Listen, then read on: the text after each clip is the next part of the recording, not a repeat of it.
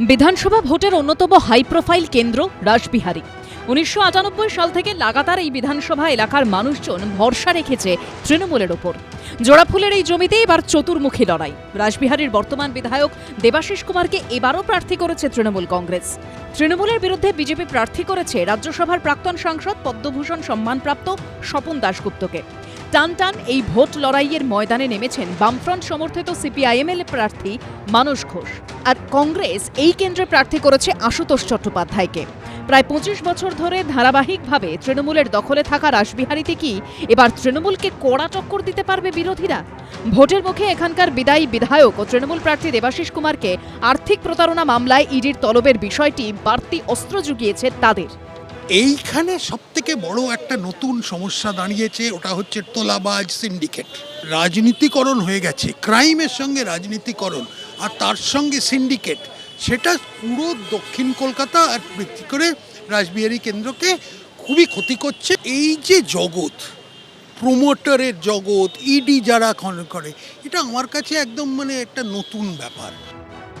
২০২১ সালের বিধানসভা ভোটে রাসবিহারী কেন্দ্রে দেবাশিস কুমার জিতেছিলেন ২১,৪১৪ ভোটে।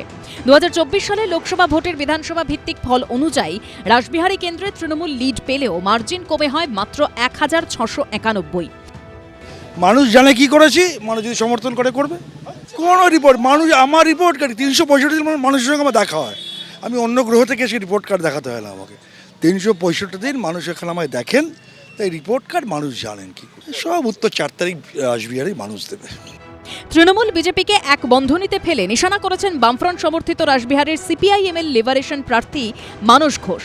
এই অধ্যাপক নেতা এবার নেমেছেন রাসবিহারীর ভোট যুদ্ধে। লড়াই কঠিন, কিন্তু হাল ছাড়তে রাজি নন তাঁরা। লাগাতার প্রচার করে চলেছেন, মানুষের কাছে যাচ্ছেন, ভোট প্রার্থনা করছেন, স্বপ্ন দেখছেন সমাজ পরিবর্তনের। আমরা সব লাল ঝান্ডা এক জায়গায়, সেই জন্য আমাদের চিহ্ন রাসবিহারী কেন্দ্রে পতাকায় ৩ তারা। একটা সন্ত্রাস রয়েছে, একটা ঠান্ডা সন্ত্রাস, একটা শীতল সন্ত্রাস সেখানে রয়েছে। উল্টো দিকে যারা ভোট চাইছেন, যারা বলছেন স্বচ্ছ প্রশাসন দেবো, যারা বলছেন যে আমরা কর্মসংস্থান করব, তাদের কথাটাও আমরা বলছি যে নরেন্দ্র মোদী বিরাট বড় হোর্ডিং দিয়ে বলছেন কর্মসংস্থান করবেন। কেন্দ্র সরকারের ৩৭ থেকে ৪০% পদ, স্থায়ী পদ খালি।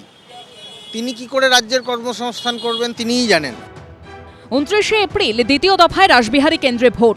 যুদ্ধে শেষ হাসি হাসবে কে, জবাব মিলবে ৪ঠা মে। অর্ণব মুখোপাধ্যায়ের রিপোর্ট, এবিপি আনন্দ। এবিপি আনন্দ, এগিয়ে থাকে, এগিয়ে রাখে।